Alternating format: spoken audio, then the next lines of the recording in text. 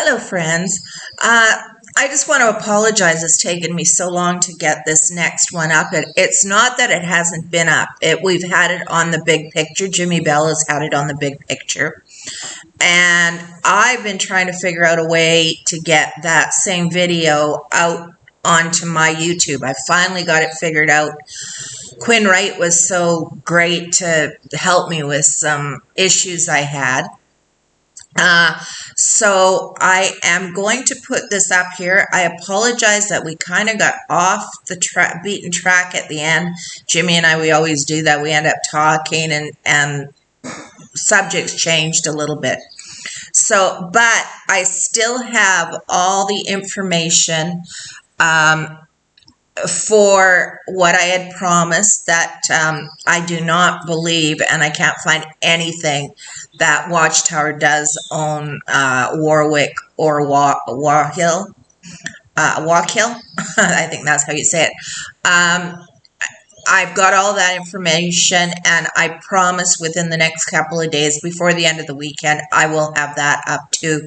So it will be a continuation to this video, but this video is going to show you basically why we've come to the conclusion that Watchtower's assets have been taken from them with the sale of the Kingdom Halls, them begging for money, everything else. So we'll get to that in this. I'm also going to put up a video that John Leger and Jimmy and I have done for we've done it. It will probably be out this weekend. We've done it for the round table, and all three of us went to the memorial and we all partook. And we have a video that we're all giving our experience on that. And it's a little different from me being in Mexico. And it was good for them because they got pictures. I wasn't able to do that. And you'll understand from my video why I wasn't.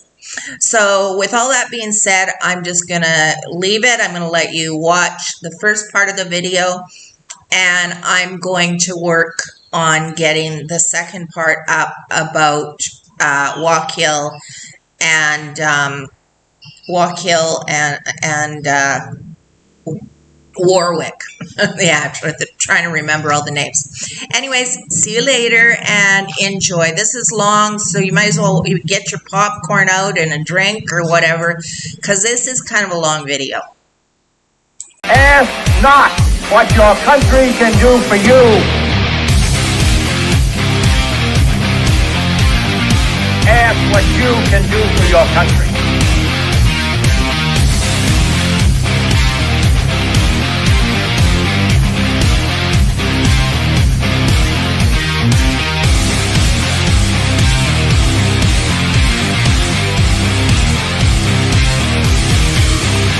What you can do for your country.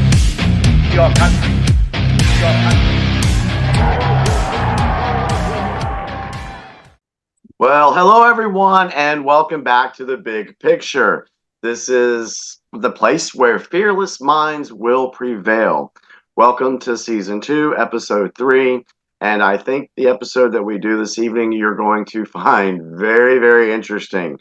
It's going to be a very deep episode, and so we'll get into that in just a second.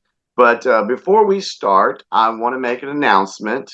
For those that don't know, the roundtable with me and John is coming back at the end of the month, probably maybe that first week in April. We'll see how quick the turnaround is. But we have a new member to the group, to the roundtable, and that is my good friend, Miss Laurel, my co-host here on The Big Picture. So welcome, Laurel, and we appreciate you coming on board to the roundtable. I appreciate you asking me. It'll be fun. Well, the reason why I chose Laurel to join us on the roundtable is because Laurel does a lot of research. She digs, she finds stuff, and she's very thorough with what she does. So we figured the skill set that she has would be an asset to the roundtable because she's been an asset to the big picture. And so the reason what we're doing here is we're morphing the two fronts of war that we've been on. You know, for those that know us, they know that we're XJWs. They know, and just like with John, they know that we speak out against Watchtower. And eventually, once I got to a point to where I was like, wait a second, Watchtower is very similar to what the government is doing as well. So I started making the connection that Watchtower is just part of this deep state Illuminati cabal, whatever you want to call them. And so that's why we created the big picture in the first place. If you're new to this and this is the first episode you've ever watched, we've done at least 16 episodes in the first season to where we wanted to show you the big picture. And like I've said before, when you're putting a puzzle together, you have to put the frame together first. And then you can slowly start filling in each section. Now, our first couple of episodes, we were building the frame. Then later on, we started picking out the corners that, you know, all the colors were together and it looked really easy. And we put all those together and we got that taken care of. But tonight's episode is going to be a little bit different. If you've ever worked on a puzzle and you have a part where there's the sky, all the pieces are blue. And you're just like, how in the world are we going to get this to fit? How are we going to get this to make sense? Guys, I'm telling you, tonight's episode, that's what this is going to be. Because it's going to be hard for some of you to make those connections. You just have to work with it. You got to turn the piece to be able to get it in the spot. But Laurel's done the work on this. Now, she's going to be taking the lead on this tonight, and I'm going to be here for support. But the reason why I'm doing this is we want to go deeper. It's time for you guys to come down the rabbit hole with us and check out what we've done. Now, Laurel has started that process. She created her own Facebook channel. Laurel, what's the name of your Facebook or your YouTube channel? I'm sorry. XJW Whistleblower Preacher's Daughter. Okay. And you've done 2 episodes, right? 3. 3. Can you just give the audience a brief synopsis of what you've already talked about in those episodes? Sure. Yeah, my first one, I just kind of introduced myself and gave a very short summary of my life story. I could have gone on for hours, but it was just to let people know where I come from. Okay. And then the other 2 are leading up to what we're doing tonight, because I don't think a lot of people understood why I was so into exposing the Zionists. And I did 2 episodes on the Zionists. Okay. Because that goes with Zion's Watchtower. We know that even if they say they're not now, a Watchtower is still Zionists. I mean, they still are. I could go down the list of all the things that they do that the Zionists do. Okay. So that's why I did 2. I think they were about 40 minutes each, just trying to show that we're not anti-Semitic at all. We believe, we believe in the Hebrew Jews. We believe in the Jews that follow the Torah, because it's very similar to the Bible and it teaches love, etc., etc. But then there are the Zionist Jews that are the Anunnaki Jews that are not real Jews, they're fake Jews, and they follow the Talmud. And the Talmud is it basically is the same as being in Freemasonry. It's all tied together. So that's the part that people have to understand, that the Freemasonry and the Zionists go together, and they're not nice people. And if anybody reads anything about the Talmud, I mean, even to get initiated into the Freemasonry, Knights of Malta, any of those secret societies, they have to swear an oath that if they speak about anybody in the group, their tongue is going to be cut out. They speak about nobody in the world surviving at they talk about an Armageddon too, just like Jehovah's Witnesses do, and that nobody will survive, and that they will be the ones to cut the babies out of pregnant women's bellies. And it's just nothing but hate. And that is the part that I'm trying to get across to people, that, like when I first started telling people, when the war in Israel started, I had so many people here say, oh no, Israel is Israel. That's Israelites. They've always been there. And I say, no, they're totally different type of Jew.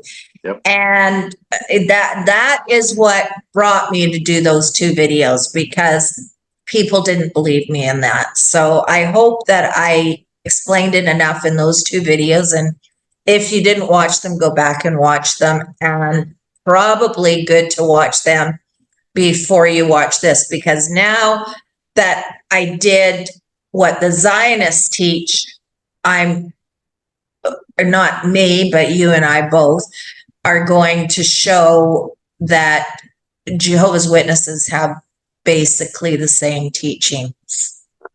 Now, you had comments on those videos. What was kind of the theme of some of the comments that you received on those episodes? I had actually really good comments. I didn't, my first video, the one that I just, gave my life story, I got a lot of views and really good comments on that. But like I say, the 2 on Zionism, because I'm still trying, like us tonight, trying to figure out how this social media thing works.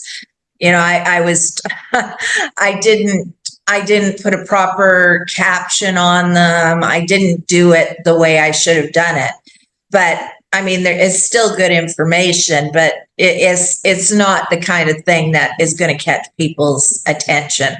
But it is something that if you want to listen to it, I don't monetize anything. I don't even care about that. I just want to wake people up. That's all. Yeah. I want to let them know. I've been down the rabbit hole now for 8-9 years, since 2015. How long is that? That's when I started going down the rabbit hole, is 2015.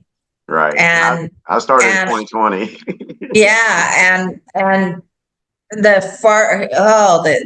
more you go, the more there is. You just don't realize, unless you go down it, you don't realize what's down there and what we have missed out on, and how wonderful life can be. I mean, honest, I just love my life right now. Yep. And that's why I do this. That's why I do it. Hell, I mean, all day today, I've been working on getting this video together. I live in Mexico. I could have been at the beach, but no, and I'm not saying this to brag or anything like that or get pat on the back, but I love people, and I want people to, and a lot of people don't have the time that I have to dig. Right. And so I'm digging for other people. And then we've always put that out, whether we were on the roundtable, big picture episodes, or whatever any of us have done. The only reason we're doing this is because we're trying to help folks. That's it. Mm-hmm. All these videos I've ever done, I've not made one dime off of it. I mean, literally, I could just not do this stuff and just be watching a movie right now or something. But I'm like you, Laurel, and I'm like John and others that do this activism. We're here to help people because Yeah. and I think for me, I thought about this the other day, and it's like being in the Watchtower for so long and going door to door, we thought we were helping people. We thought we were doing something good. And then when you realize, oh crap, that was all bull crap, it's like, oh, so you mean all that effort and time I spent in trying to help people was wasted? I enjoy helping folks. So I think we're trying to make up for some of that time that was kind of stolen from us from helping people for real. And so that's kind of what we're doing now is we know we are truly helping people wake up from the Watchtower, wake up from the political side of things. And for those XJWs, or even if you're a PMO, some of the stuff we're going to mention tonight, you're just going to blow it off. I know you are, and that's fine because everybody's at a different level of waking up. But you tell me, how many lies have you heard me tell you? Let me know. Let me know how many lies you've heard me say. Let me know how many lies you've heard Laurel or John say. We're not here to lie to you folks. We're not here to make up things. We're not here. And if we do by mistake get some wrong information and put it out there, we'll be the first ones to admit that we've made a mistake and prove us wrong. Yeah. I ask anybody prove me wrong. I mean, I'm not above that. Yeah. So, all right. So with that in play, I guess we'll go ahead now with the information that Laurel's going to bring out tonight. Take notes, go do your own research on what she brings out. And like I said, if you find something different than what she presents or I add to it, please let us know in the comments. Get back to because all we're trying to do is get the right information. That is it. So, Laurel, I'll turn the floor over to you. Where you want to go with all this tonight? Okay, this is where I'd like to start because I'm not saying that Jehovah's Witnesses are the only bad religion out there. I don't believe in any religion. I believe that spirituality and religion are two different things, and I believe that I'm a totally spiritual person, but I have no belief in any religion at all because and so we'll just go through this. This will go along with what I'm going to be bringing up on an executive order about crimes against humanity. And so if we just go through this kind of will give us a little bit of an insight as to where we're going tonight. So crimes against humanity, the ultimate betrayal at its most chilling, 18 U.S. code, it should be, they don't have the right number on there, encompasses crimes against humanity and systematic and widespread atrocities committed against civilian populations. From genocide to torture, this provision holds accountable those who perpetrate unspeakable acts of violence and oppression. As the list of indictments grows, the world watches in horror as justice closes in on the perpetrators of these heinous crimes, ensuring that they are brought to account for their atrocities. The description doesn't stop with the Protestants. Catholic supporters have been kept in the dark about his abortion views. The deception goes way beyond Protestant. Catholic beliefs as a program multiple who participates in satanic rituals. Billy Graham has deceived everyone. People often ask, how does no one know about this in the general public?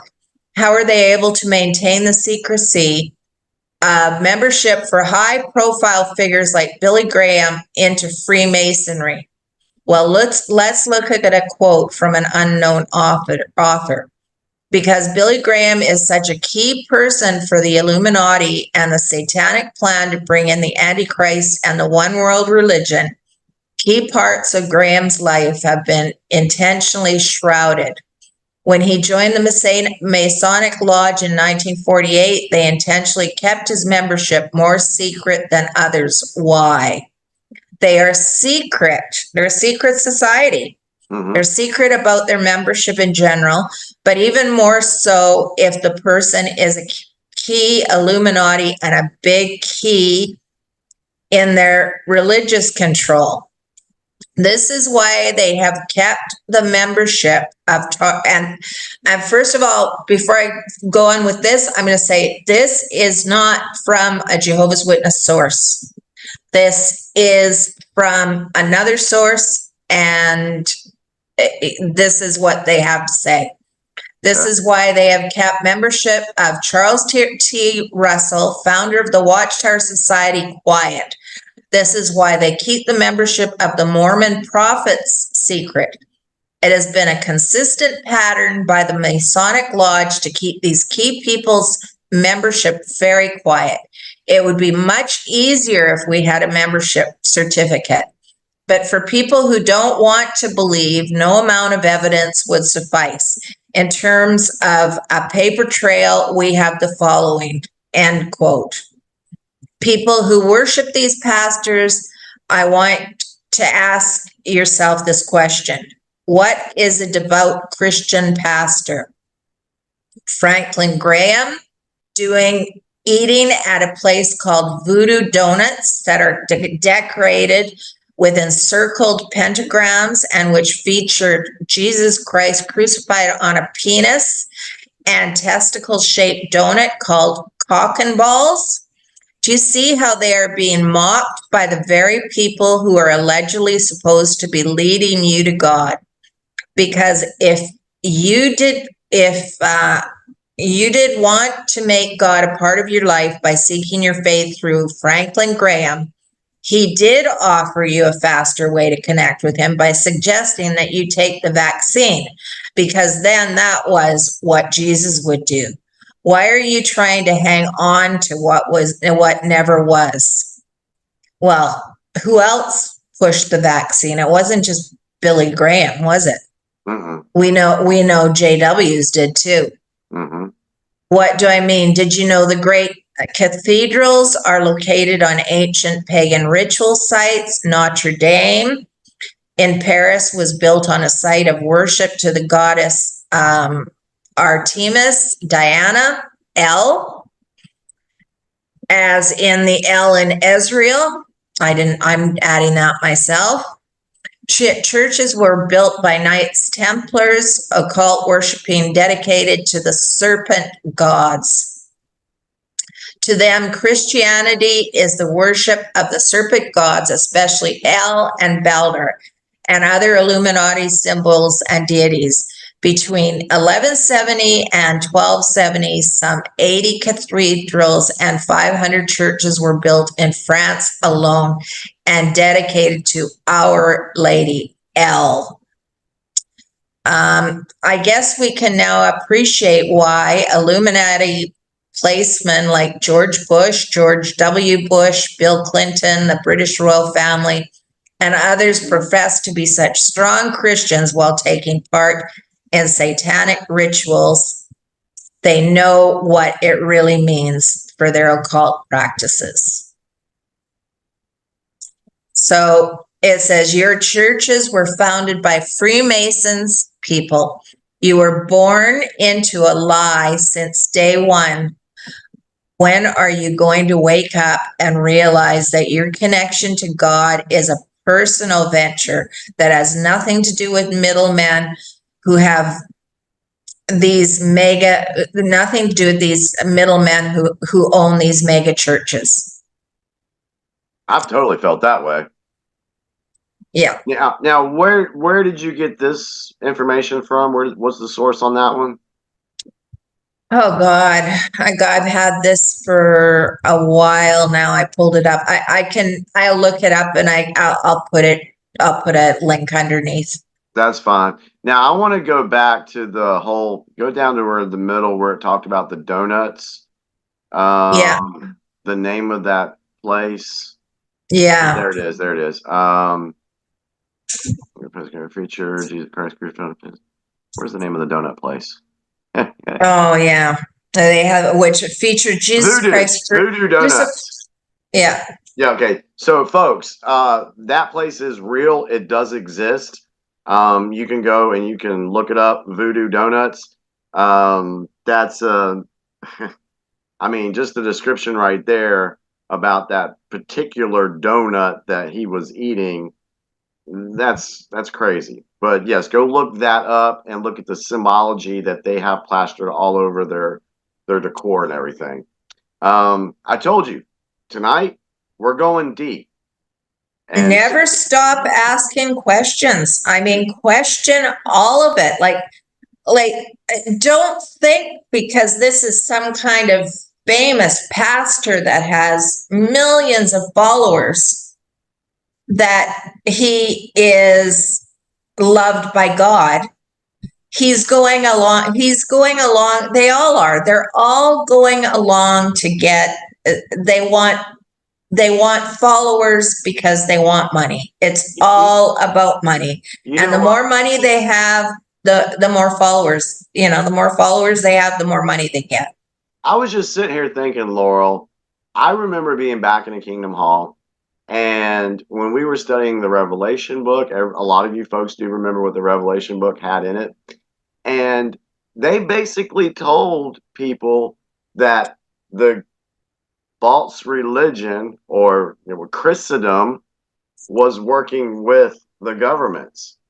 Mm-hmm. Watchtower was telling you the truth right there.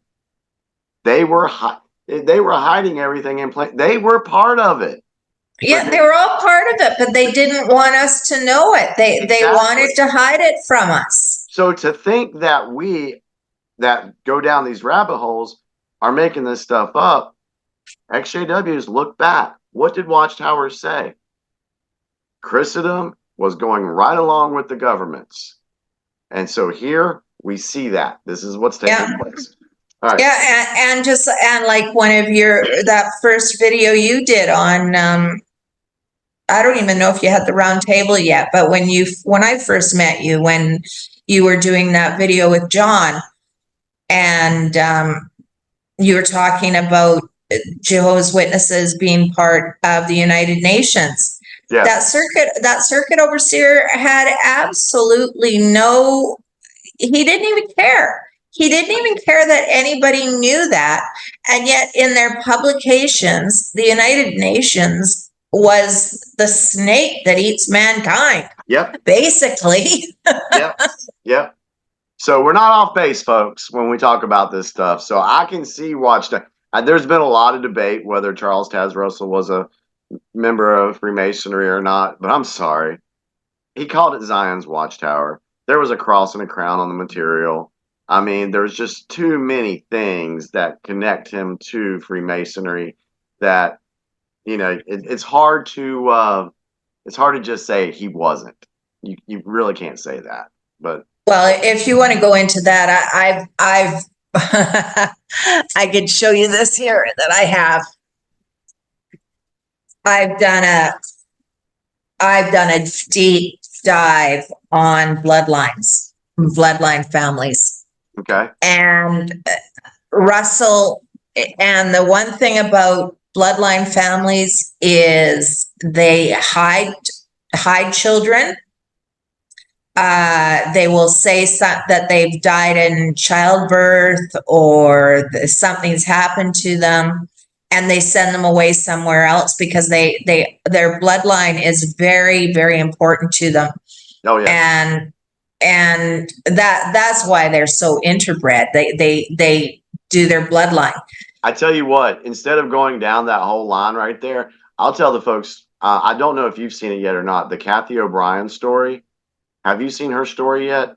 Yeah. Okay. So folks that are watching the episode tonight, go back and look on my channel.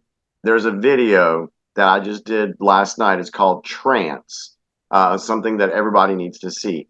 go watch that video because it ties into what Laurel's saying right now about these bloodlines and the way they operated. They were generationally incestuous people. They kept everything in the family. Cousins marrying cousins, nieces marrying uncles. I mean, it's documented. There's proof for it all. But go watch that video because it's kind of mind blowing. So, Yeah. All right, go ahead, Laurel. Yeah, they've actually put a lot of their bloodline families into mental institutions because of the fact that they're born almost vegetables because of the interbreeding. Yeah. So we have that, but I'm not, without showing any of that.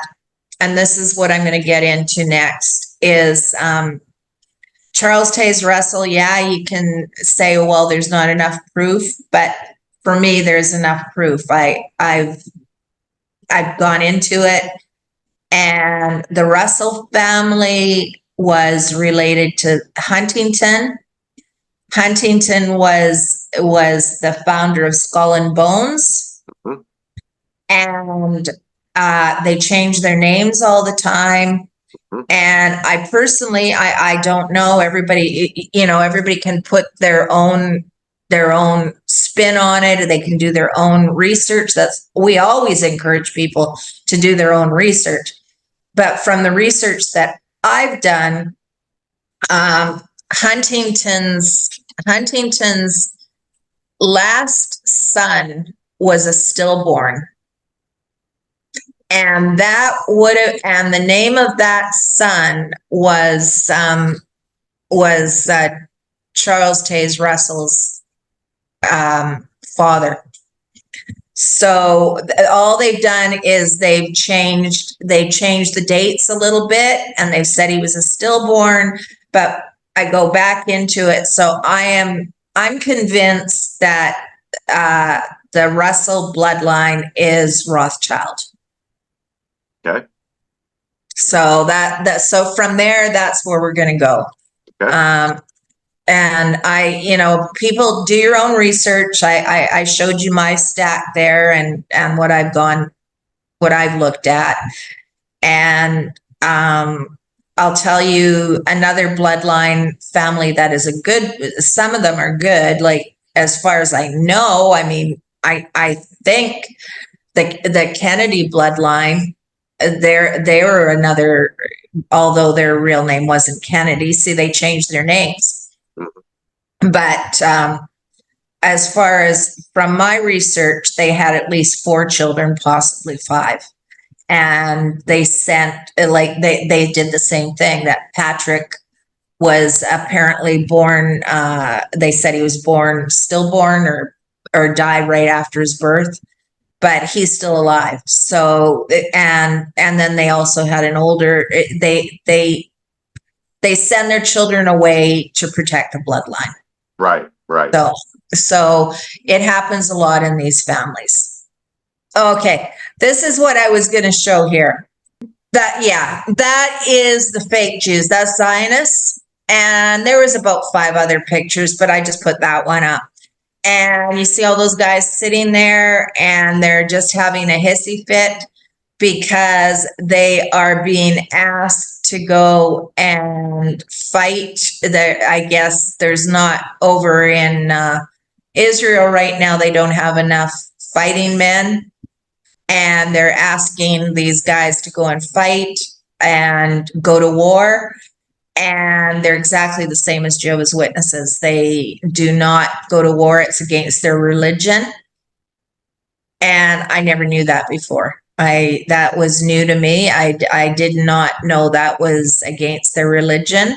So that's another way. In the other 2 videos I did, that I was trying to point out the things between Jehovah's Witnesses or Watchtower and Zionists, how they are very similar. And we know that Jehovah's Witnesses won't go to war, and neither will Zionists. And so that's actually, there was a better picture than this, but it didn't come up, so I just left this one. Laurel, But can we clear up for the audience when we say Zionist, that's also referring to the Khazarians, right? yeah, Khazarians, Anunnaki Jews. Yeah. Yeah. So folks, if you haven't looked up what the Khazarian mafia is and the Khazarian Jews, that's what we're talking about here. And this would actually make sense since they don't want to go to war because they're afraid that they might kill their own brothers, kind of like Watchtower does as well. So instead of doing that, they just go ahead and fund both sides. Yeah, they fund Mossad and they fund Hamas. Yeah. They did both of that, and then up till now, what they've done to and I'm not sticking up for the Palestinians either because they're terrorists. I don't stick up for terrorists, but they've done the same thing. It's easier for them to just drop bombs on each other and kill innocent people than to actually take their people and send them off to war. So they don't believe in sending them to war. They'd rather just drop bombs and kill children. From my understanding on this whole thing with Israel is the CIA or the Mossad, which, okay, Mossad is the Israeli, is to Israel what the CIA is to the United States. All right. So Mossad and the U.S. government actually created Hamas. They created Hamas back in the 80s to go up against PLO leader Yasser Arafat. And so they used Hamas for their benefit. Now, it's kind of, they're when we say they're funding both sides, that means that this stuff between Hamas and Israel right now, that's all been coordinated and scripted. The only thing that we really need to concern ourselves with as humanity is we're there for the innocent people of Gaza and Palestine. We're there for the innocent people of Israel, the real Jews, not these people. These are the ones that are creating, they're stirring up everything. You know, we've talked about that example, the ants in a jar. We've talked about it many times. Red ants and black ants. You know, they're fine inside the jar. They're not fighting each other, but you shake it up and then you pour them out. They're going to start fighting each other. Who shook the jar? And so here we're answering the question, who is shaking the jar here? It is CIA, it is Mossad, and they're the ones creating all these problems for everybody. Okay. Yeah, that is so true. Okay, and now this is okay, so now we're gonna get into, so this is what the whole thing tonight is I believe and you believe that Jehovah's Witnesses have had their assets frozen. Correct. Okay, so this I'm going to bring up. You're not going to be able to look. I had my husband go through it today just to see if he could find me anything that I could use in this presentation. And so this is a PDF file that I've got. And it is 2,000, almost 2,500 pages. Good Lord. And what it is,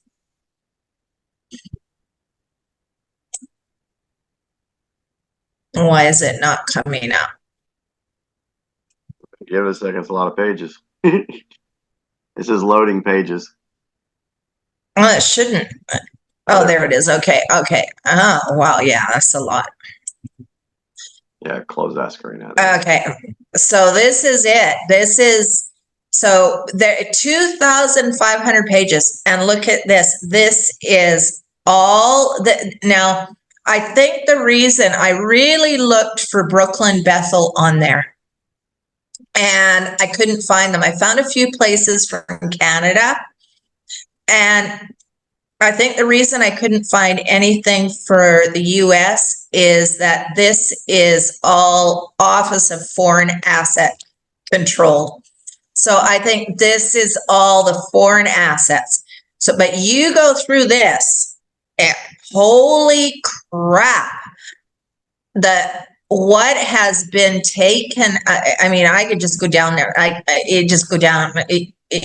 My husband was on here. Oh, it's 2,500 pages.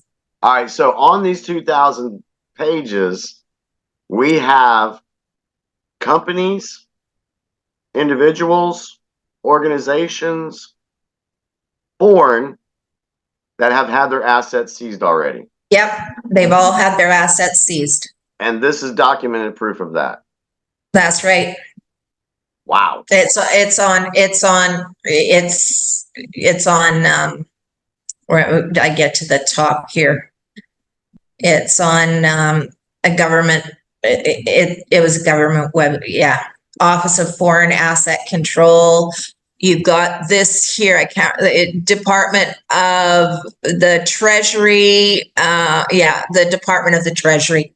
And we know that the Department of the Treasury, the IRS, has now been moved over to the Department of the Treasury. So all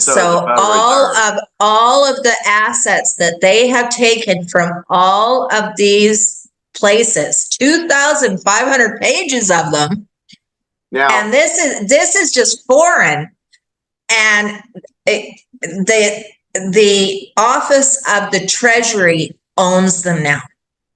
So let's break this down for the viewer who has no clue what we're talking about right now, because they're going to be like, what does this have to do with anything? So someone would say, okay, so who froze all these assets to all these people? What would you say to that? If someone asked you, who froze all these assets?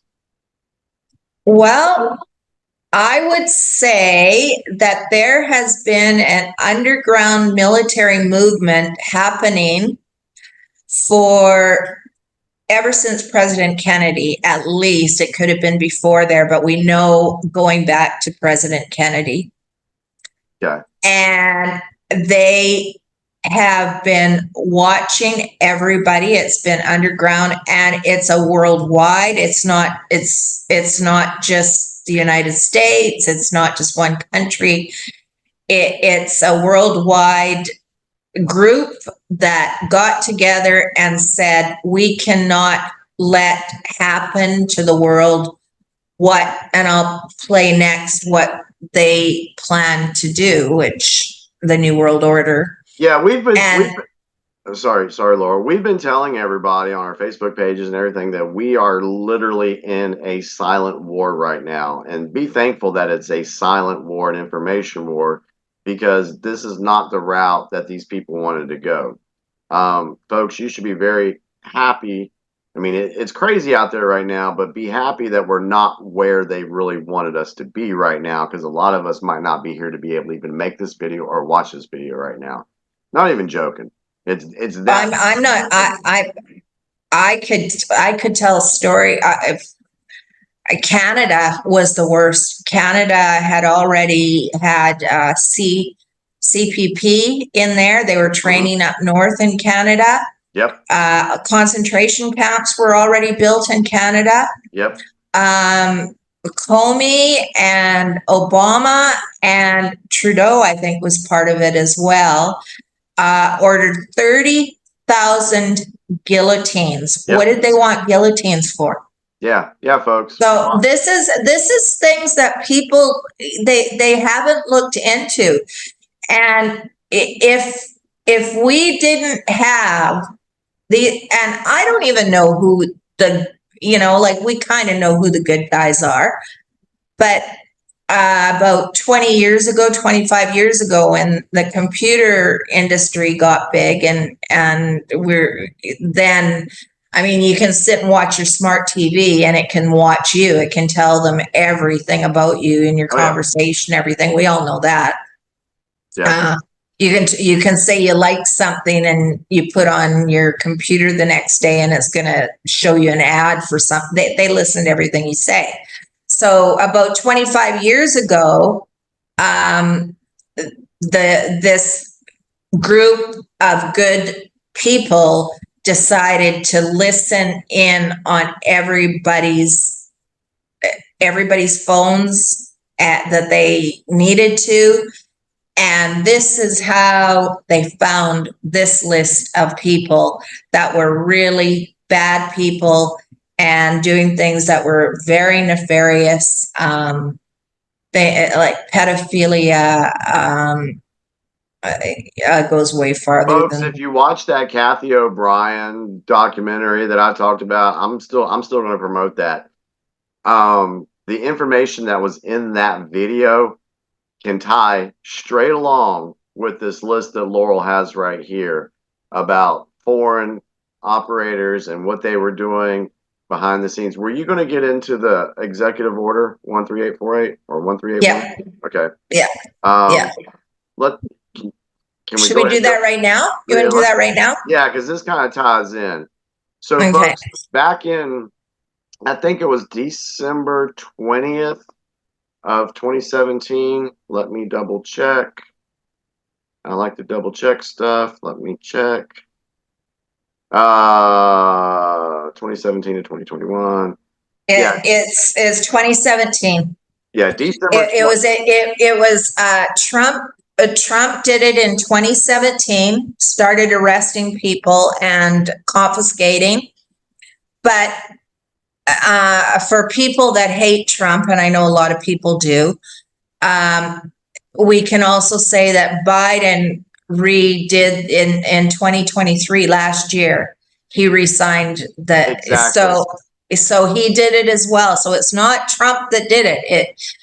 Biden let it keep going. All right, so let's pause there for a second. So this executive order, it's Executive Order 13818. It says blocking the property of persons involved in serious human rights abuse or corruption. And this was signed by Donald J. Trump. Now, like Laurel just said, I think it ran until 2023. But what didn't get reported in the news was the resident of the White, I can't call him president. The resident went ahead and kept this order in place. So the question would be, why would he keep an order in place that's going against what these guys have done or they've been wanting to do and have done for years? I mean, if they wanted to keep their empire going with all their trafficking and stuff, he would have just killed the executive order, kind of like he did with killing the executive orders at the border. And that's a whole nother story there. So we won't get into that.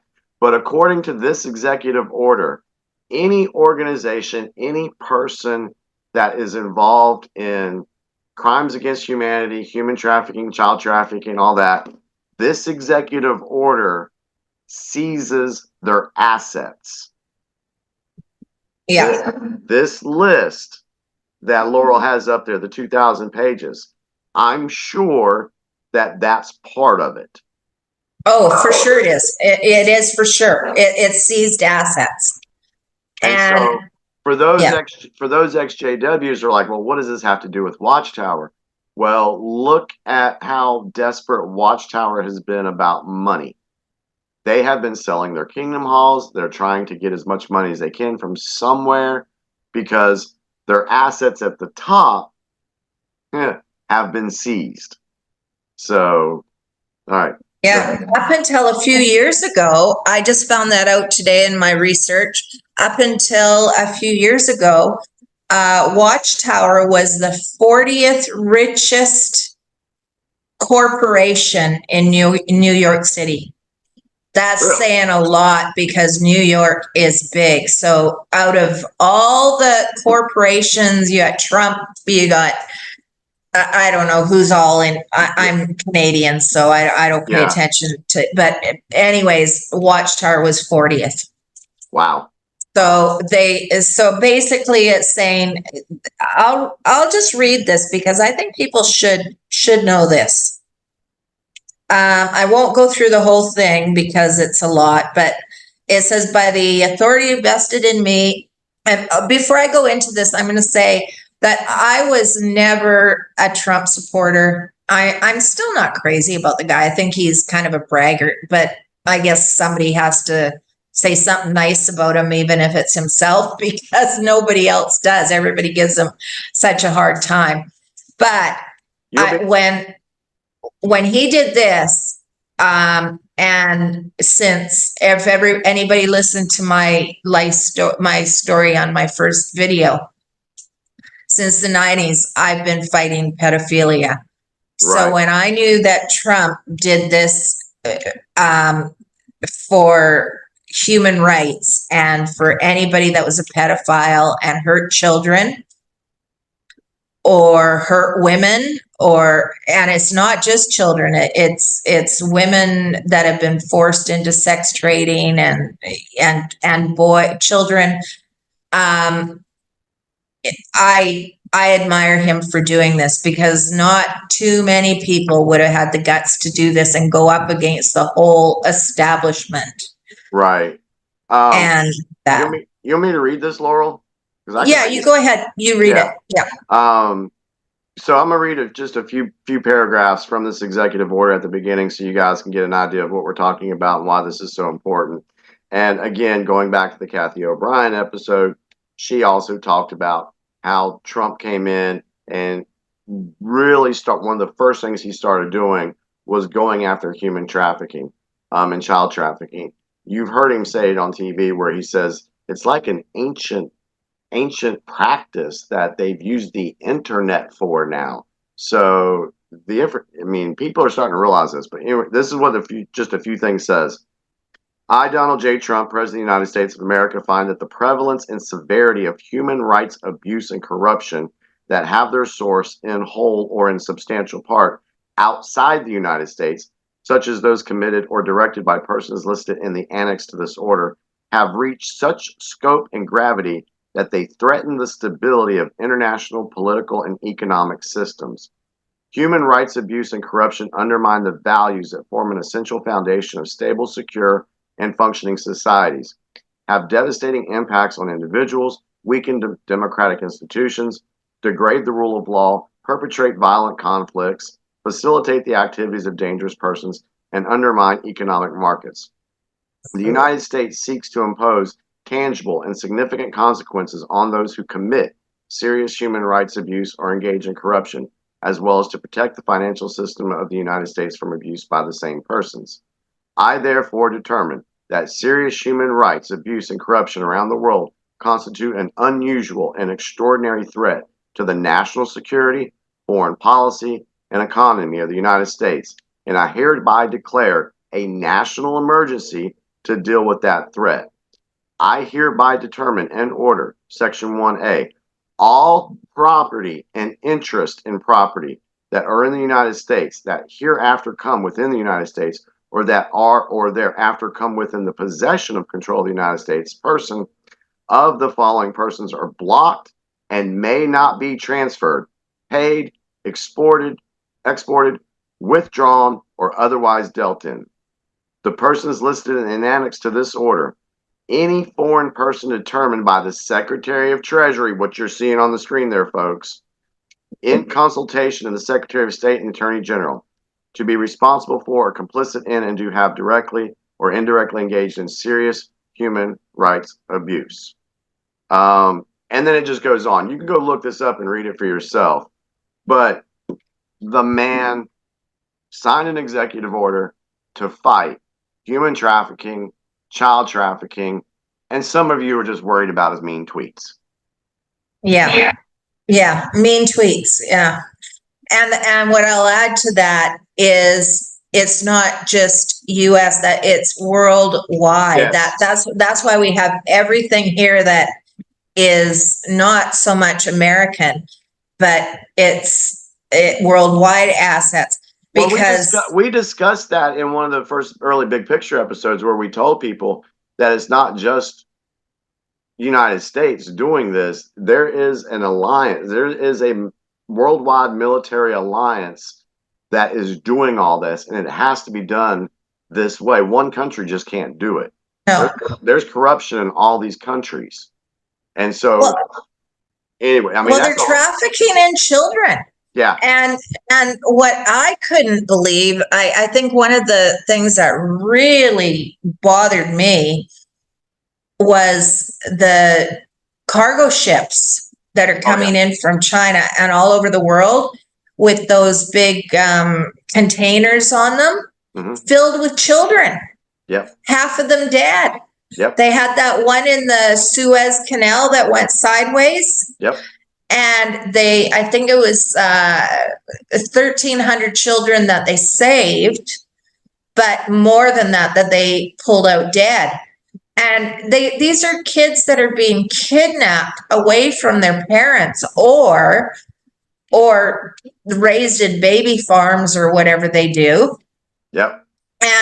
And they're shipping them over to the U.S. because the U.S. is the #1 supplier of child for sex that there is in the world right now. Human trafficking, child trafficking is the #1 currency for the deep state right now. Yep.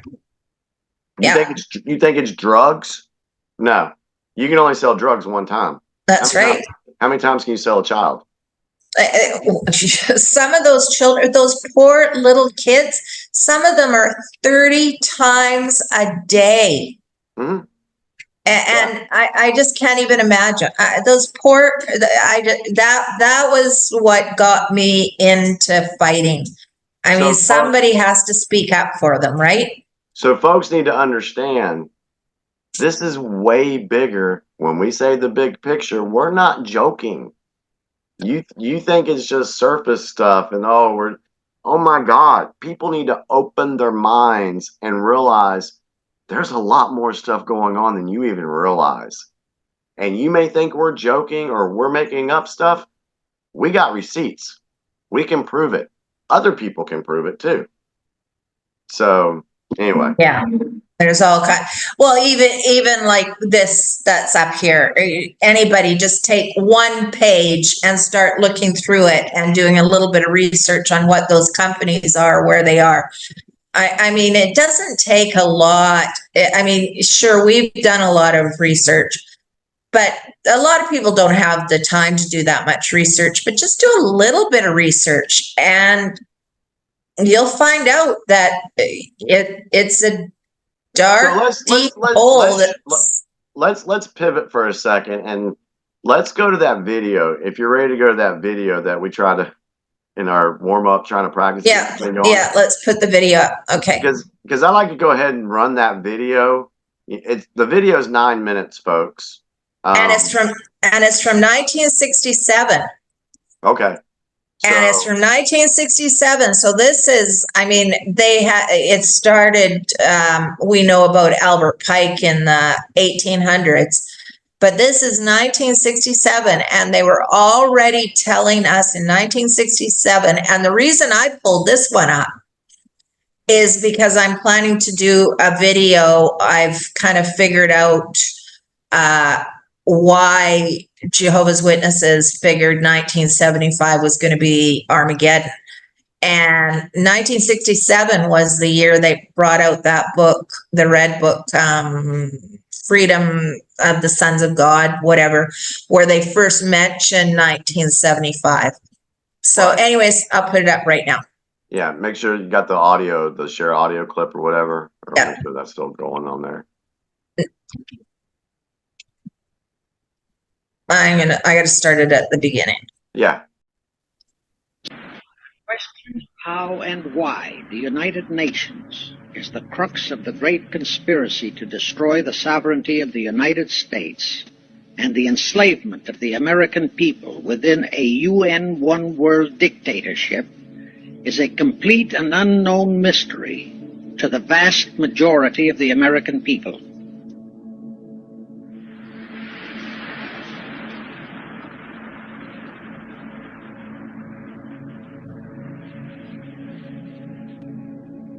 The reason for this unawareness of the frightening danger to our country and to the entire free world is simple. The masterminds behind this great conspiracy have absolute control of all of our mass communications media, especially television the radio, the press, and Hollywood. We all know that our State Department, the Pentagon, and the White House have brazenly proclaimed that they have the right and the power to manage the news, to tell us not the truth, but what they want us to believe. They have seized that power on orders from their masters of the Great Conspiracy. And the objective is to brainwash the people into accepting the phony peace bait to transform the United States into an enslaved unit of the United Nations one world government. Is that our so-called leaders in Washington, whom we elected to safeguard our nation and our Constitution, are the betrayers, and that behind them are a comparatively small group of men whose sole objective is to enslave the whole world of humanity in their satanic plot of one world government. Now, as a matter of further intelligence, a term used by the FBI, let me clarify the meaning of the expression, "he is a liberal." The enemy, meaning the one world conspirators, have seized upon that word liberal as a cover-up for their activities. It sounds so innocent and so humanitarian to be liberal. We'll make sure that the person who calls himself a liberal or is described as a liberal is not in truth a red.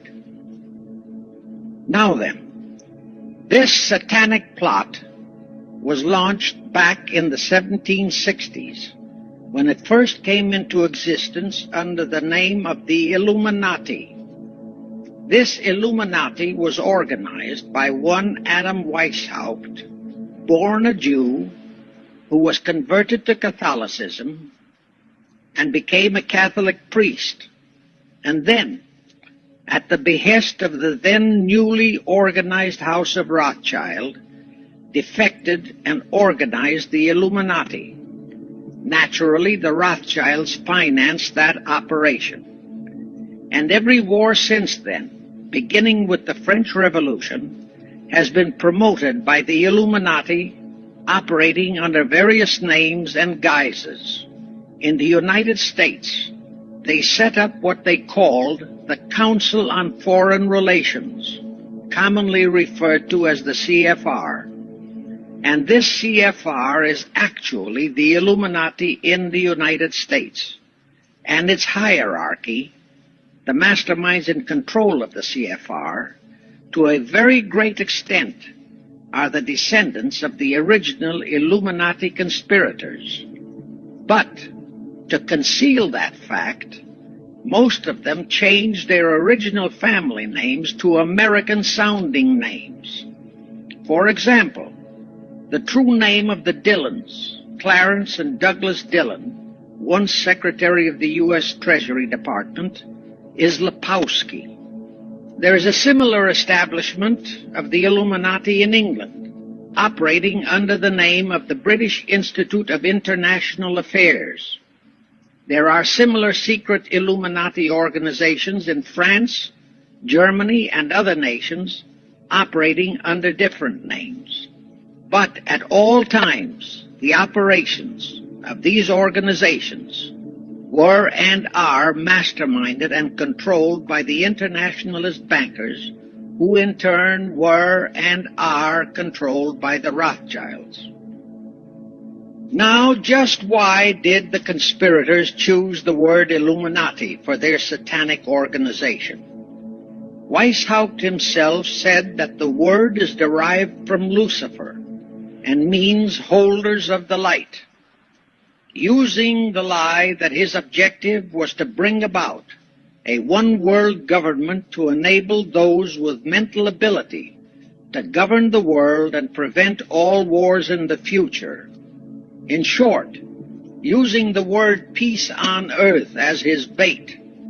Perhaps the most vital directive in Weishaupt's plan was to obtain absolute control of the press so that all news and information could be slanted, so that the masses could be convinced that a one-world government is the only solution to our many and varied problems.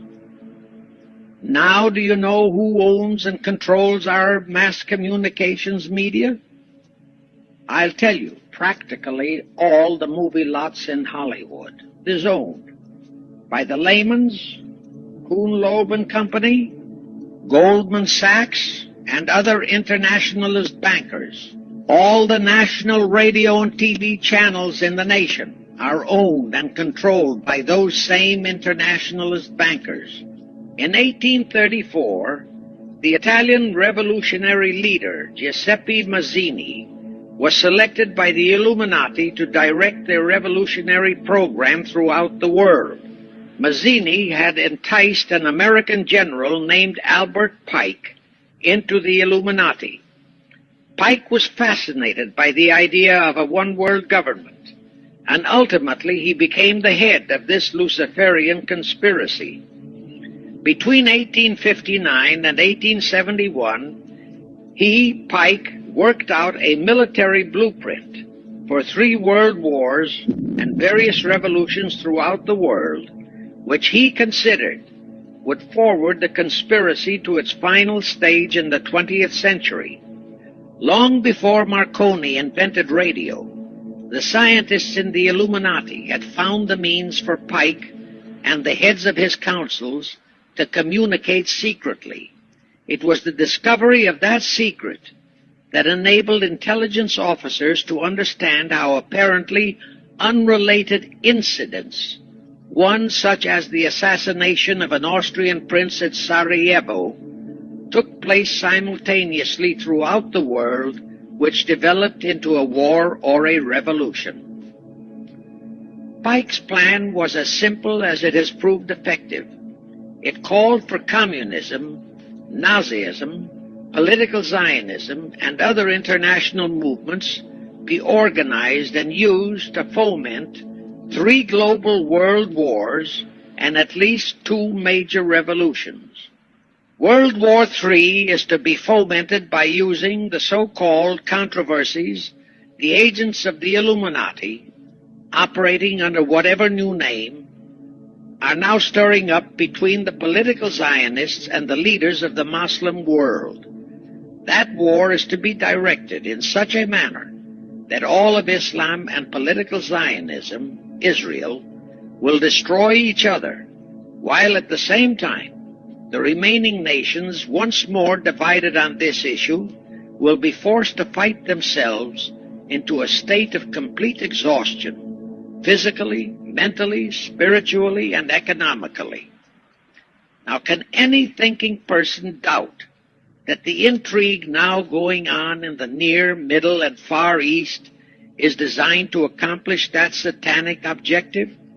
Pike himself foretold all this in a statement he made to Mazzini on August 15, 1871. Pike stated that after World War III is ended, those who will inspire to undisputed world domination will provoke the greatest social cataclysm the world has ever known. Quoting his own words, taken from the letter he wrote to Mazzini, and which letter is now catalogued in the British Museum in London, England, he said, "We shall unleash the nihilists and the atheists, and we shall provoke a great social cataclysm which in all its horror will show clearly to all nations the effect of absolute atheism, the origin of savagery and of most bloody turmoil. Then everywhere the people forced to defend themselves against the world minority of revolutionaries will exterminate those destroyers of civilization, and the multitudes disillusioned with Christianity, whose deistic spirits will be from that moment on without direction and leadership, and anxious for an ideal but without knowledge where to send its adoration, will receive the true light through the universal manifestation of the pure doctrine of Lucifer, brought finally out into public view, a manifestation which will result from a general reactionary movement which will follow the destruction of Christianity and atheism, both conquered and exterminated at the same time. Anyway, the ending of the Civil War destroyed, temporarily, all chances of the House of Rothschild to get a clutch on our money system, such as they had acquired in Britain and other nations in Europe. I say temporarily because the Rothschilds and the masterminds of the conspiracy never quit. So they had to start from scratch, but they lost no time in getting started. Shortly after the Civil War, a young immigrant who called himself Jacob H. Schiff arrived in New York. Jacob was a young man with a mission for the House of Rothschild. Jacob was the son of a rabbi, born in one of Rothschild's houses in Frankfurt, Germany. After a comparatively brief training period in the Rothschilds' London bank, Jacob left for America with instructions to buy into a banking house, which was to be the springboard to acquire control of the money system of the United States.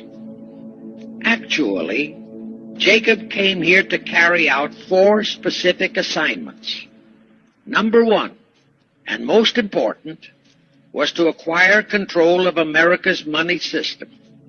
Number 2, find desirable men who, for a price, would be willing to serve as stooges for the great conspiracy and promote them into high places in our federal government, our Congress, in the U.S. Supreme Court, and all federal agencies.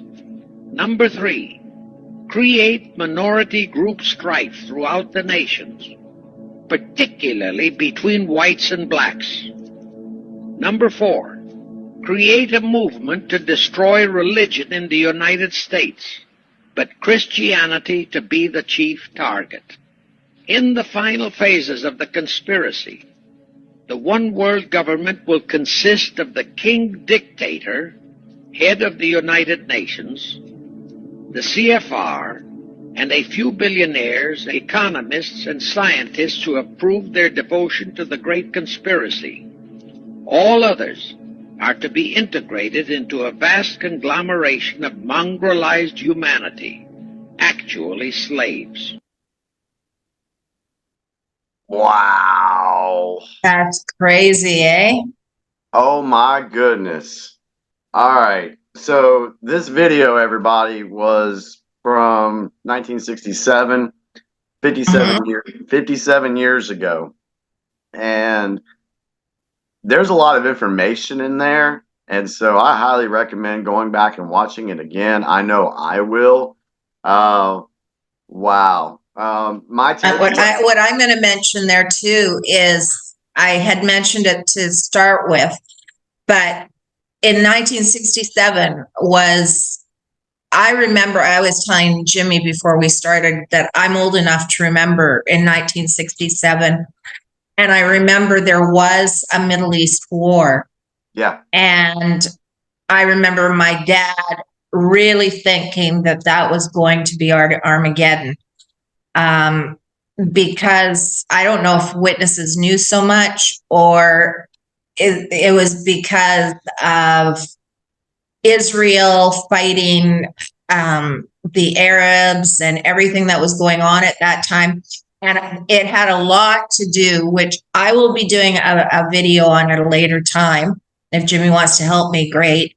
But it will be, I've got a lot of information on why they thought that Armageddon was coming in 1975. But this just tells everything. It just, I mean, for people that think that atheism is the way to go, that they're getting rid of atheists too, which just proves that even if you're an atheist and you don't believe in any God, these people do. They believe in Satan.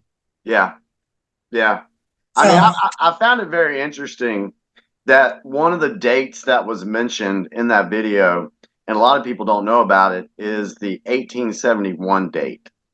And I've done I did a video on my YouTube channel about 3 years ago when I learned about 1871. and how in 1871, just to recap that real quick, because of the Civil War, the United States needed money because they had to rebuild the nation after the Civil War. So what they did is they went and lobbied to the Bank of England to say, hey, we need some money. Can you help us out? Well, they said, sure, we'll help you out, but with a price. And so what they wanted was to have some say or control, eventually full control, of what was going on in the United States.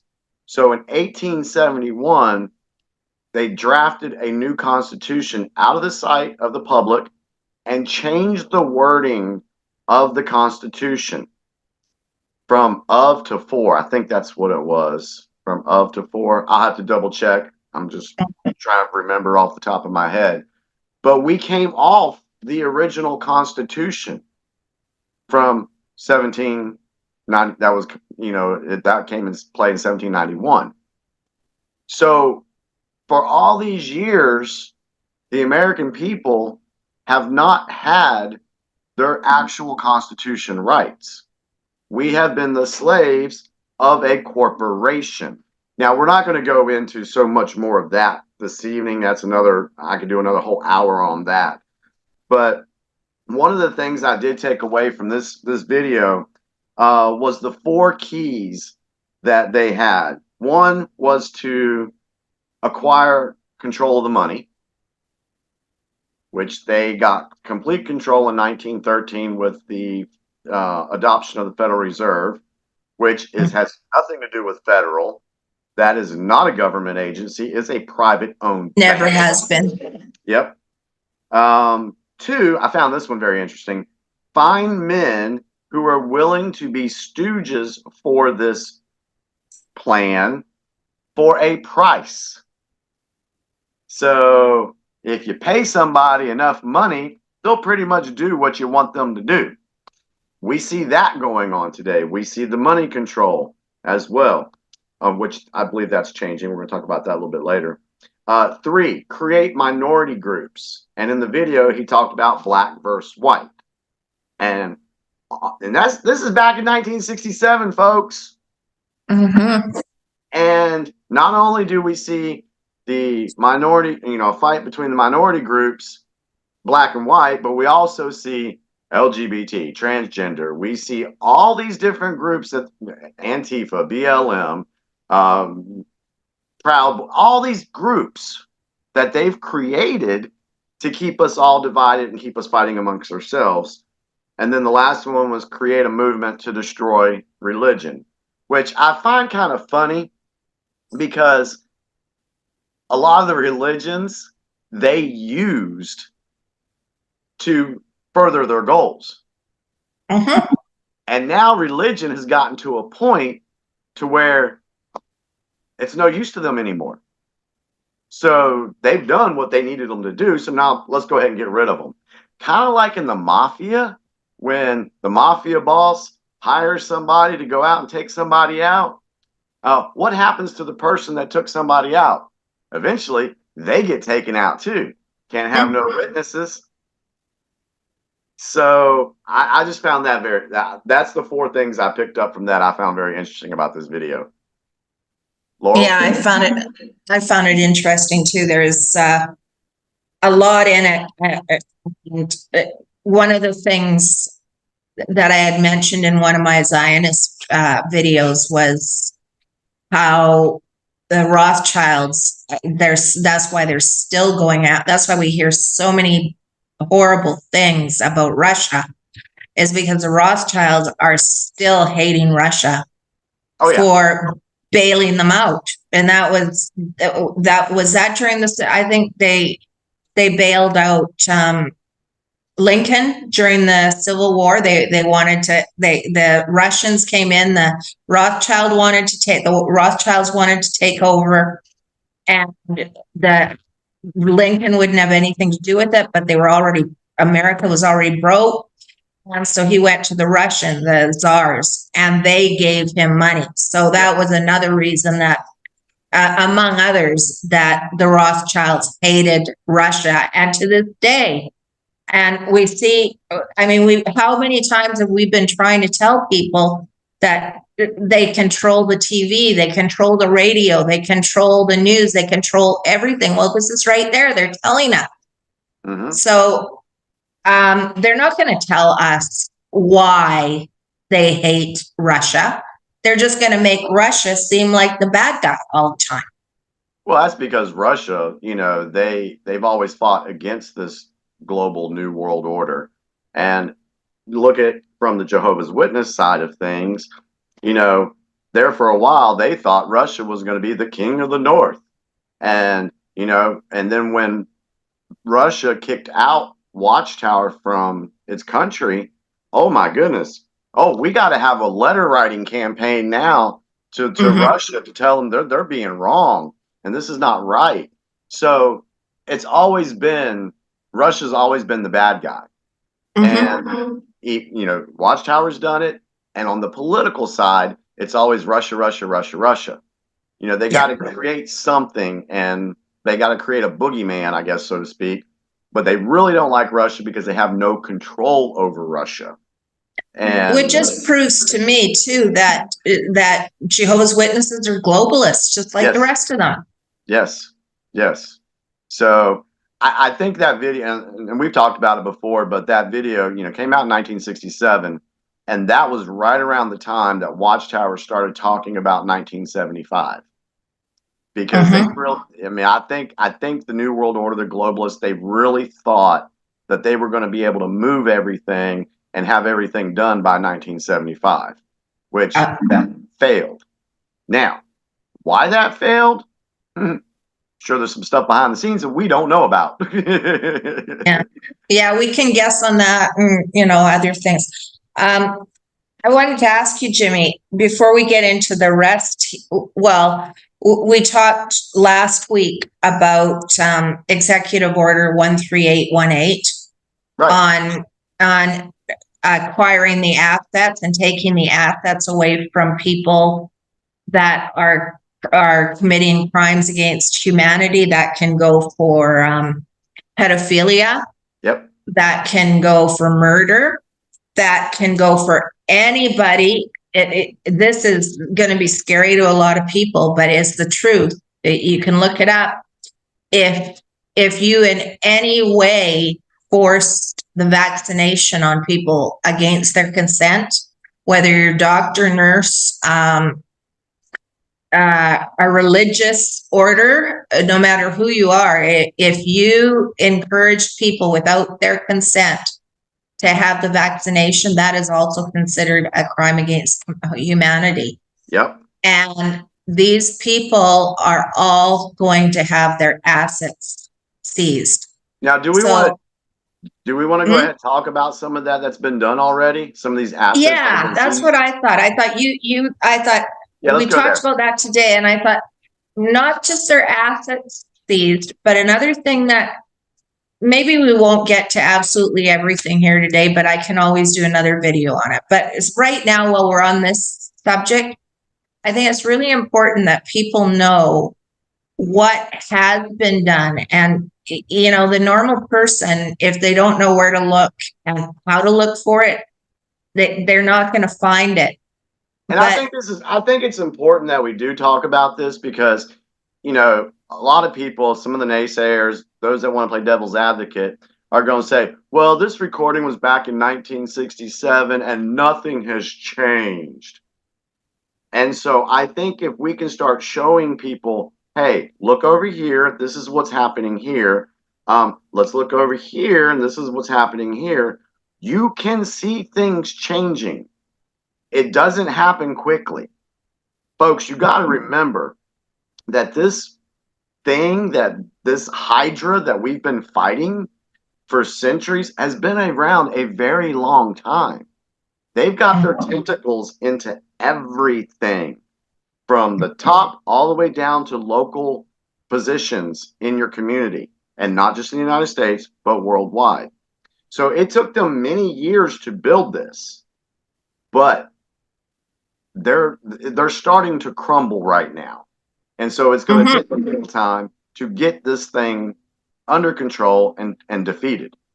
And I Well, know look how long it's taken to get here. I mean, on my last video, the last 5 minutes of it, I played John F. Kennedy's speech on secret societies. Yeah. Because that was one of the things that woke me up, was his speech on secret societies. I mean, I was already awake as to all the Watchtower stuff. Right. But then when I heard his speech on secret society, I thought, I really paid attention, because I thought, holy crap, JWs are secret societies. And so that was back in 1963, he gave that speech. A lot of people think that's the reason he got assassinated. So that's only 4 years before this took place, the video that we just watched. So obviously back then, he already had a fight against secret societies.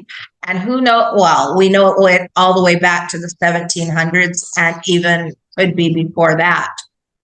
So, Yeah, I mean, it went back into Europe. I mean, it's 1700s. I think it started more in United States, but before that, it was all over Europe, Russia, and all those places. Yeah. So it goes back a long time. But that just shows that they haven't succeeded yet. So there must be something that is throwing them off their course. And so let's talk about the seizing of the assets. What examples do you have of some assets being seized right now? Okay, I'm going to show you rather. So people, it's always better to show people, because I agree. Okay, I'll start off with Beverly Hills.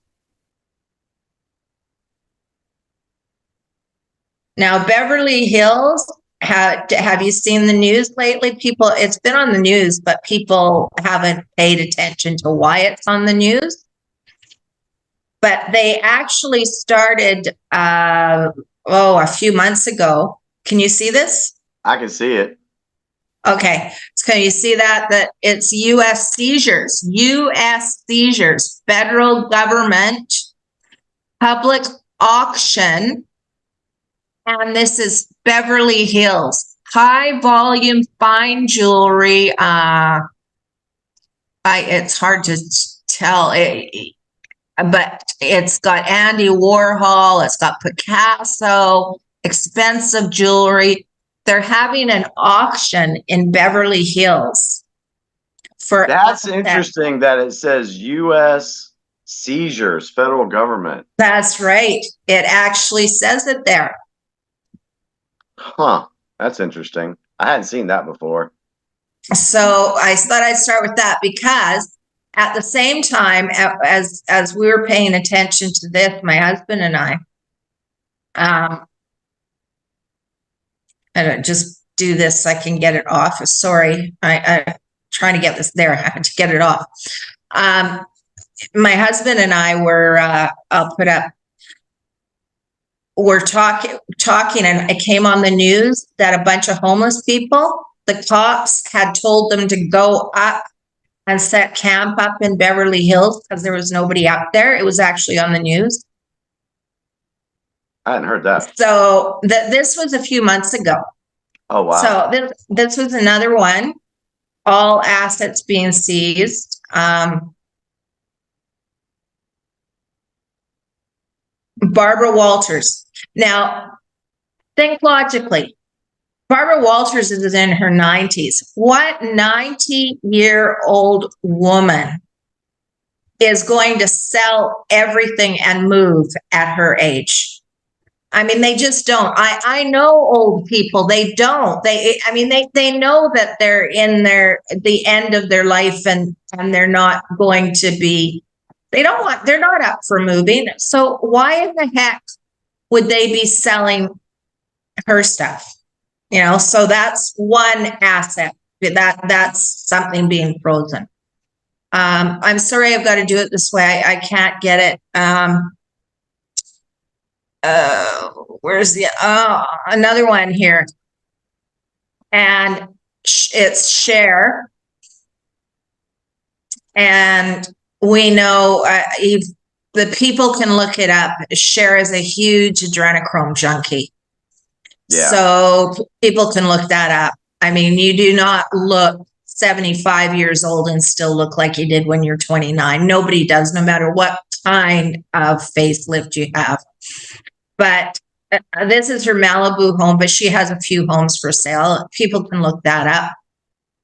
Laurel, let me just stop you here real quick. I just went in and did a quick Google search on stars selling their homes. I've heard a lot of them, but here's just a few. Jim Carrey, Britney Spears, Kylie Jenner, Drake, Little Uzi Vert, whoever the hell that is, Charlie Puth. There's more. There's a whole list of all these celebrities that have been selling their homes, and are they selling them, or have they been seized? Well, according to the one picture you just put up there, says seizure. Yeah. Well, there's tons. I could show lots, but it's going to take too long, and we don't want to do that. But let's tie that now to Watchtower. So we have heard over the last 5 years, especially really big last 5 years, Watchtower selling kingdom halls all over the place, selling assembly halls, and in the meantime, they're telling the flock that they need money to have a new movie theater or movie production facility. So when we talk about Watchtower being part of the deep state, we look at the pattern. People in Hollywood who are known New World Order globalist stooges are selling their places, and now you got Watchtower doing the same daggone thing. I just find that there's no such thing as coincidences. No, everything is for a reason. And we see Watchtower always asking for money, trying to put a donation amount, a monthly fee on the members. They're always wanting money. So why do they need money so bad right now? Why is there a push for that?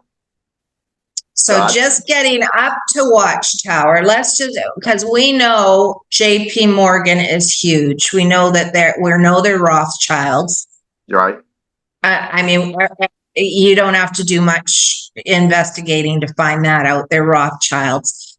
Another thing about JP Morgan, if you go back, it would probably be 3 years now.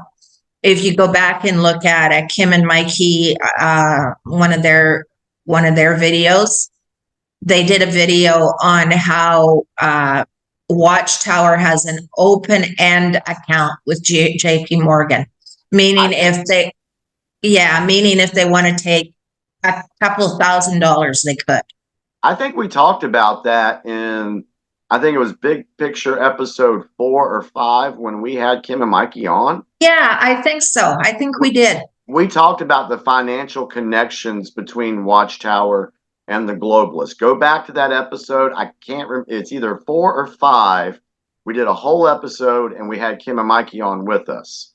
So go there for some more information on the financial side of this stuff. So yeah. Go ahead, Laurel. That's right. Okay. And so now the other thing I wanted to mention, so because we're talking about JP Morgan, look what's been seized from them. Cargo ships seized last month with nearly 20 tons of cocaine on board. Well, there was a time, if that was JP Morgan, they would have just bought themselves out of it. They pretty well, Rothschilds own the world. If they had any control, that never would have happened. I mean, you never heard anything like that happen with JP Morgan, right? Yeah. See, that's another thing that I wanted to mention about, because you talk about JP Morgan having to come out and have this information go public. If the deep state, the globalists, if they were in control, you would have never seen this article. That's right. It would never. And then I've got one more here, and then we'll talk about the JW's part in it. I can close this off. Okay, I did. One more Laurel, is when was that done?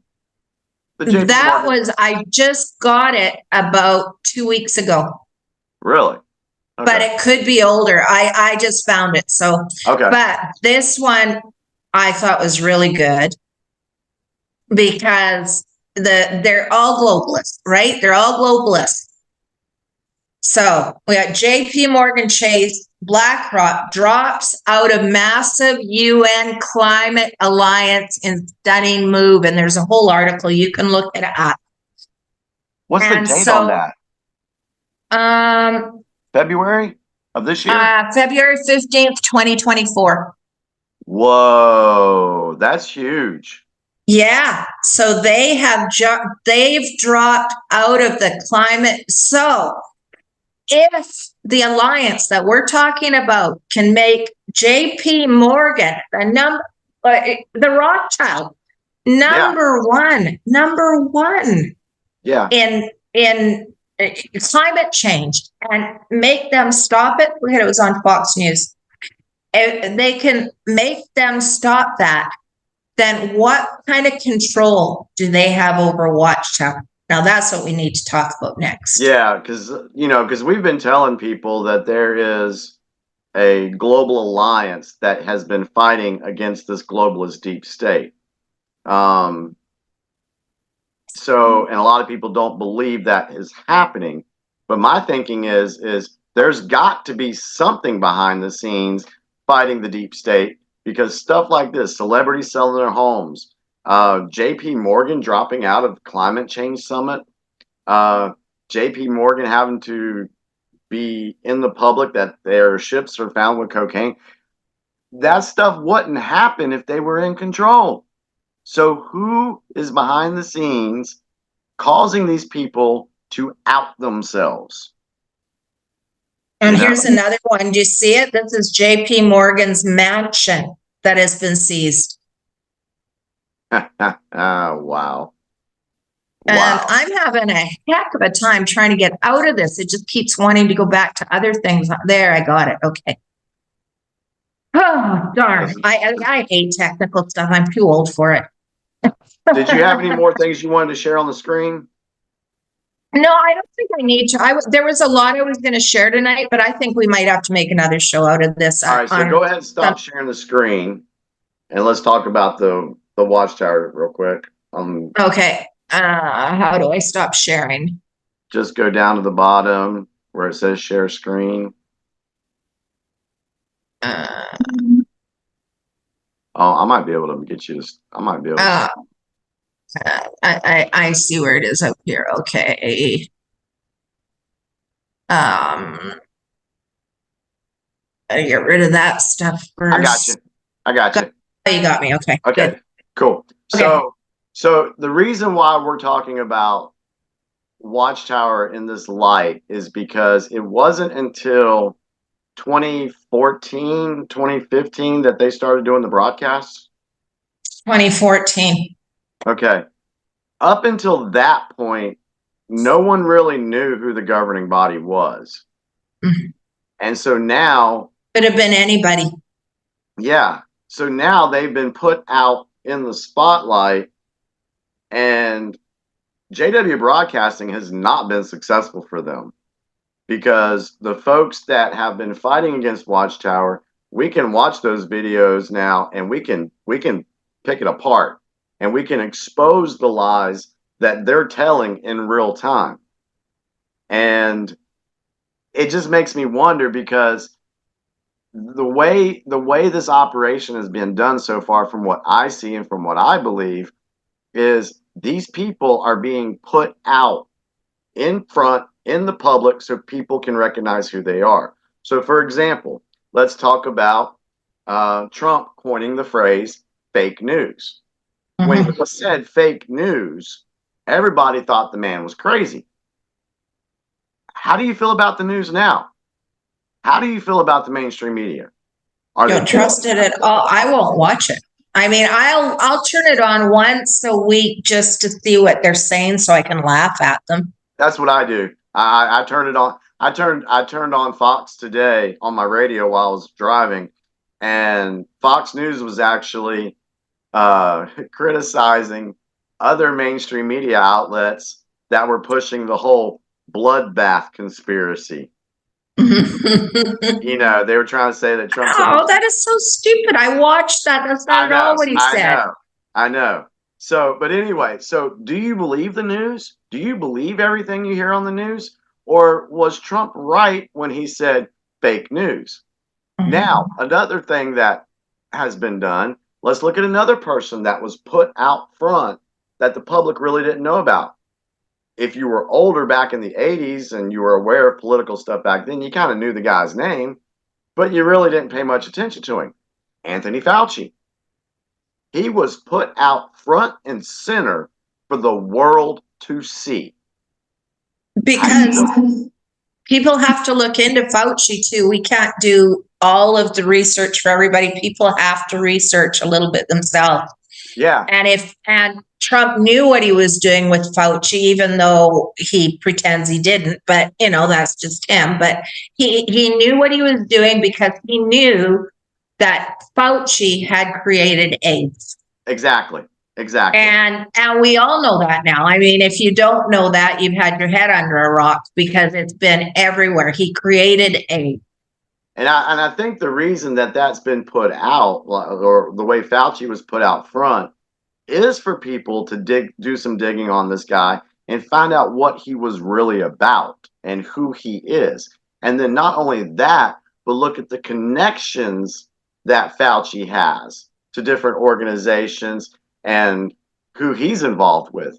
So basically, folks, what you're seeing right now is you're seeing how you are being shown how these people operate. And you are being given the knowledge to be able to figure out what's going on in this world. The world's not getting worse. The veil's just being lifted. That's right. And if you just want to dismiss things that we say, then you're just letting that veil come right across your face again. And you'll be sorry in the long run that you don't have more. It's going to be very hard in a little while to face a lot of things that people that have not researched anything and don't really know anything that's going on in the world, for them to come to terms with the final solution and what the plans are. It's going to be very hard for people to accept the fact that we've been lied to our whole lives. Yeah. And I tell you what, when I woke up from Watchtower, Laurel, that was my comment that I made. I said, I have been lied to for 40 years. And I don't want to be lied to anymore. And that's the reason why I've done so much research. I've done so much digging. You've done the same thing, because all we want to do is find the truth. We want to know what's going on. Now, I will say we have been, for the ones that are the digital soldiers, we've been told that we're only going to see about 20% of what has really gone on in this world. That scares the hell out of me. I know, because I've seen a lot of stuff that I'm like, holy yeah, we have. I don't want to even see that anymore. I mean, and if there's 80% that the public actually doesn't know about, holy crap. Because the 20% that we are actually going to be able to see should be enough information to get people to start asking questions and be like, holy crap, what's going on? And when it comes to Watchtower, especially with after the news that they've gone and they're making all these changes and people are just like, oh Lord, what's going on? Watchtower's changing. Laurel, I did a video the other day, and I don't know if you got to see it yet or not, but I want to get your thought on this. I said Watchtower no longer exists. And what I mean by that, I agree. Yeah, what I mean by that is the Watchtower I grew up with, it's no longer. It doesn't exist. But yet we still don't exist to them. I mean, they totally changed everything. And yet we are still apostates because we didn't agree with the way we knew that they were not a Bible-based organization. And we did our research. It was like people that do their research, they don't want you there. They like their sheeple. They like people that they can wrap around their finger and that they can tell all these things to. And what kills me right now is all this new light. I've actually seen a governing body on TV with a full beard, and now you can grow a beard, and now brothers don't have to wear a suit and tie at the Kingdom Hall, and now sisters can wear slack, and now you can say a greeting to people at the Kingdom Hall. All these things coming out, which tells me I've been in long enough that there is no way, unless somebody had control of them and were telling them what to say, there is no friggin' way that they would have brought out all of this in such a short amount of time. I have to agree with that because you're right.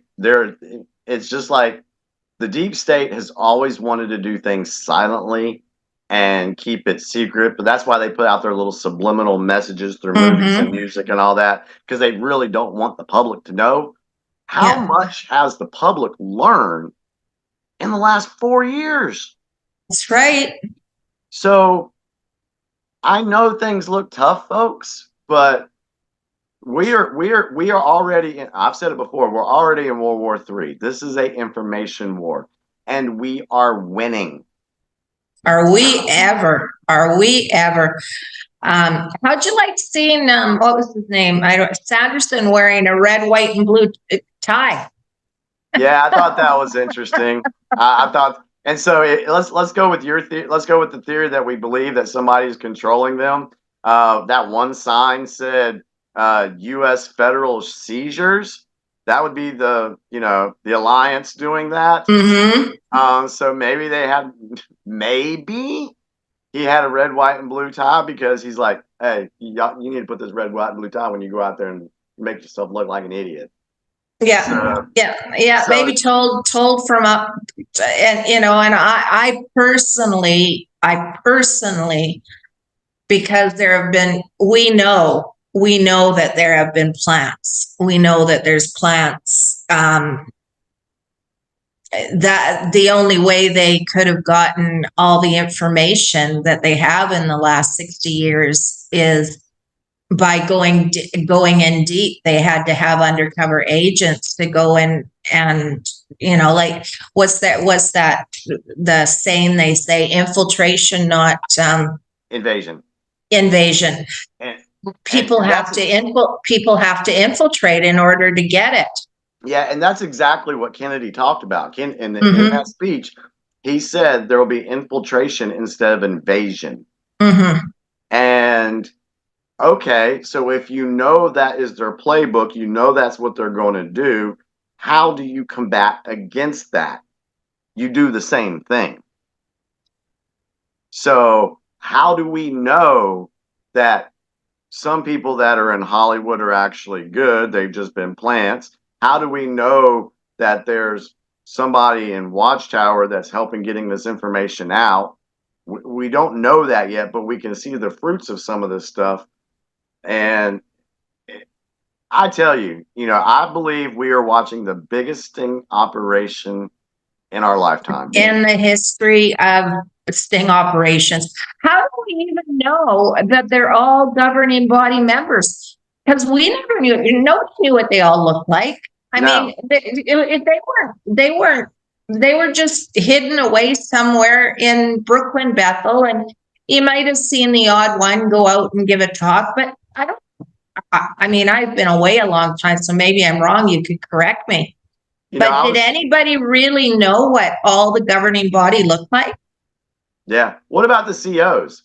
I've said before that I thought that the COs could have been CIA operatives, but they also. Oh, I'm pretty sure some of them are. Yeah, I do believe that.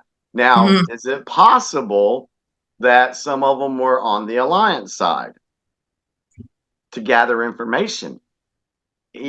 Folks, I know what we talk about sounds crazy, but have you seen the world we live in? You really have to open your mind and consider that some of this stuff that we've been saying is pretty possible, you know? So, Oh, I think I've been called so crazy. I mean, I have been, I've got to be the craziest person in the town I live in. well, People think I'm so crazy, but I don't care. You know what? I don't care anymore yeah, because when you've done enough research and you're so sure of yourself and sure of what you're reading and what you're looking at, and you see other examples of it, it's really not hard to put 1 and 1 makes 2. exactly. All right, so Laurel, let's go ahead and wrap this up. Let's wrap this video up. What kind of final thoughts would you have for this video this evening? Well, I only got through half of my notes, so I guess I'm going to have to do another video. Yeah, we'll have to do another video. But that's okay. That we got off on. I loved that. I'm sorry, I said it was 9 minutes. It was 12 minutes, that video.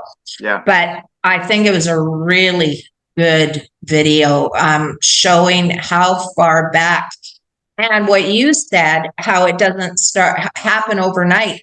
These guys have all the time in the world. They've had this, like they say, since Albert Pike, and we've mentioned Albert Pike so many times. Albert Pike planned. He was a 33-degree Mason. He planned all 3 world wars. JWs take credit for knowing that something was going to happen in 1914 because they've gotten word from Jehovah. Well, Pike knew in the 1800s that exactly what was going to happen in 1914. So, it's all been planned, and they're taking their time because they talk about living forever. They talk about a paradise earth. They talk about all the same things that JWs talk about. Yep. So you put all that together, and you can't come to any other conclusion. I would love somebody to send in some comments of other ideas they have, if they have a better idea than we do. Yeah, exactly. Well, my final thoughts on this is we covered a lot of information in this video. And if you've stayed with us this long, thank you. I just want to say thank you for sticking. Yeah, thank you. It's been long. Because this is a very long video. There's so much information in here. But again, what we've been trying to do is to put puzzle pieces together in sections so that we can get to the bigger picture, so we can see what's really going on in this world. And if you just want to call your neighbor or your friend or a family member a right-wing extremist, a crazy conspiracy theorist, if you want to continue to do that, then you're doing exactly what the deep state globalist wants you to do. So they've got you. They've got you then. Yeah. I mean, we know Watchtower, again, I can't stress this enough. Watchtower uses the phrase apostate. When you hear that word, think about mind control. When you hear apostate, what's the first thing you're taught to think when it comes to Watchtower? You're taught to think that person is evil, that person is crazy, you shouldn't be listening to this person. The same thing happens when you call somebody a conspiracy theorist, a extremist, a domestic terrorist. That is exactly or you censor them. Yeah. Get censored. Censoring is the same thing. I mean, as apostates, we've been censored. Yeah. Face it, we are censored. They do not want anybody to hear what we have to say because we know what's going on, and they don't like anybody that knows what's going on. The biggest fear, and I'll tell you folks this, the biggest fear that this deep state globalist Illuminati, their biggest fear is for everybody finding out what they're doing. Because once you find out the horrors and the depths of evil that these people have conducted on everyone, you would be pissed off, you'd be shocked, you'd be mad, and you'd want to get rid of them too. That's So, right. Well, what did George Bush Sr. say? It's actually a well-known amongst us. We all know the quote, but he actually did say to his secretary, and she remembered it. And what was her name? I'll say Claire. If the world ever finds out what we have done, we will never be able to walk down the streets alone. Yep. So they knew, and that was from the early 90s that he said that, late 80s, early 90s. So it's been going on a long time, and they've been very, very evil people. But the thing is, folks, is we are here to shed light on this stuff. We are here to help show you how awful these people are and how they've used their tactics to control humanity on the religious side and on the political side. But the thing is you never want to interfere with your enemy while they're destroying themselves. And that's exactly what's going on.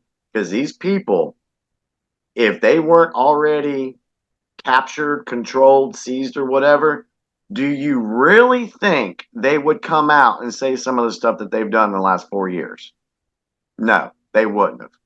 Because it doesn't. No way. It doesn't fit the way they do operations.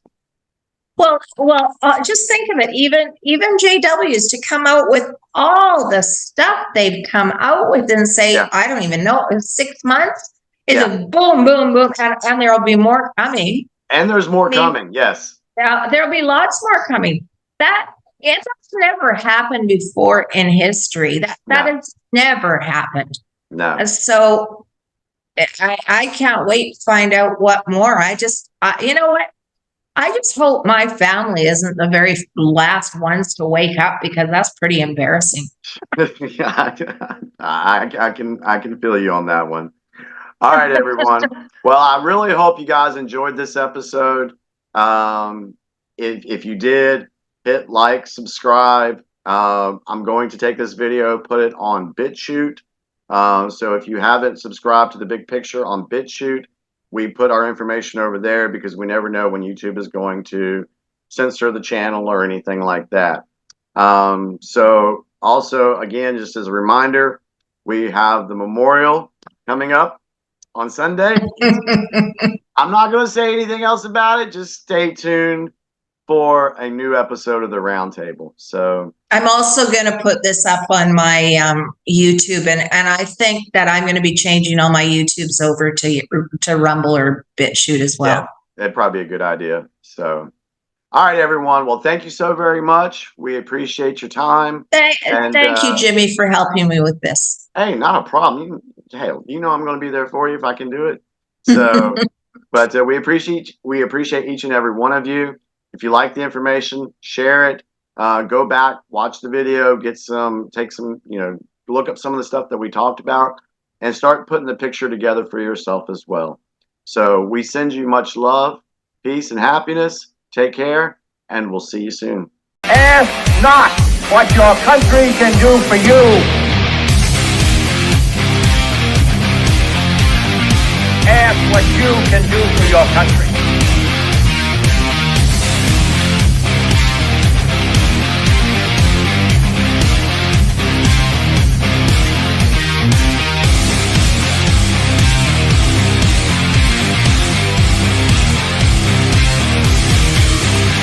What you can do for your country. Your country. Your country.